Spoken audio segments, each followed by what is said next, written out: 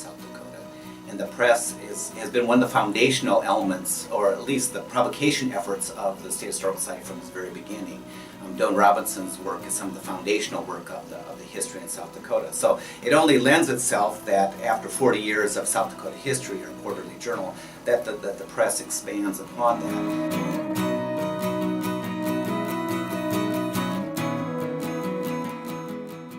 I really felt that South Dakota needed and deserved a quality press.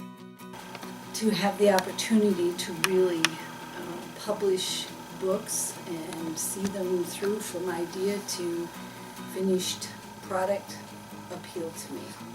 It's really expanded our interpretation and production of scholarly history on South Dakota. And we'd be remiss at not recognizing some of the early financial contributions that were made. The Great Plains Educational Foundation, the City of Deadwood. Without their early investment, which gives us the stability to do the press, we couldn't have done it. Various programs of the Historical Society would come to us every once in a while and want something published or want advice, or they'd be publishing on their own, and we would think, oh, okay, well, this is what should be done. We could do this, and we should do this. So that was another reason for starting the press.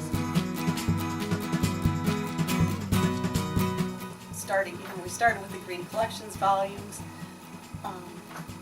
and as those went out of vogue, I know Nancy was looking for something else to take its place. I started publishing South Dakota History magazine, South Dakota History, in 1979. And South Dakota History is what we call a scholarly journal. It's a 100-page small book is what it is. It's a book of essays.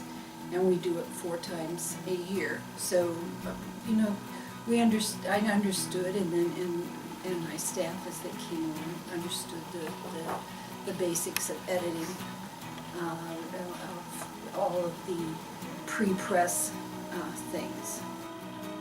Well, for years Nancy and I worked together on the journal. For years, of course, Nancy was the head editor on the journal.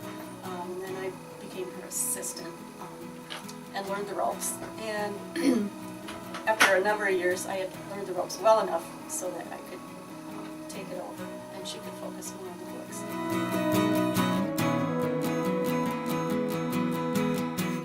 But it is also true that I had no idea how to run a press. So I asked Holly Carver of the University of Iowa Press to come and give me a tutorial in how to set up a press, how to make it work. And she spent 3 days with Jeanne, who's the managing editor of the journal, and I. Spent 3 days, and we went through every conceivable angle of publishing it.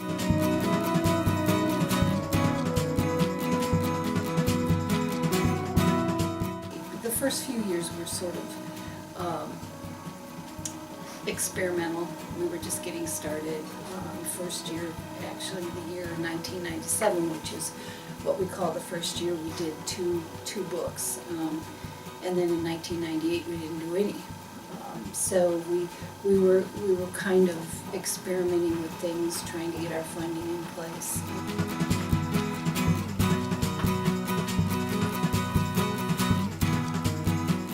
I think that as the press has grown,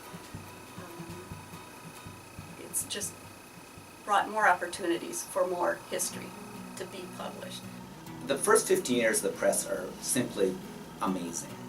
Amazing in many different ways.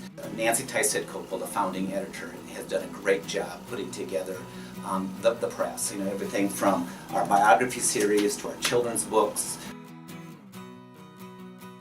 One of the things that I always wanted to do when I started being a journal editor was I wanted to have a children's journal or a young people's publication.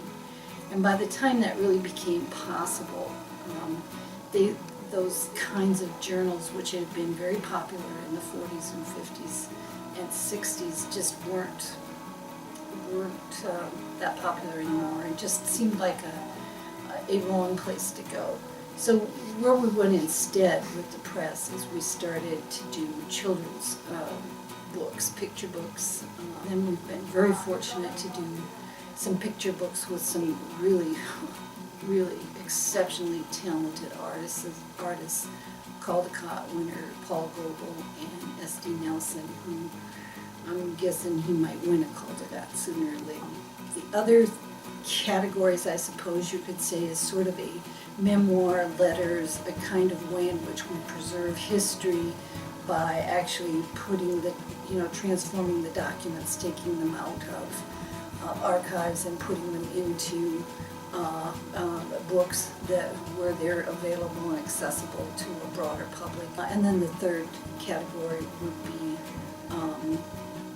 historical, more scholarly studies.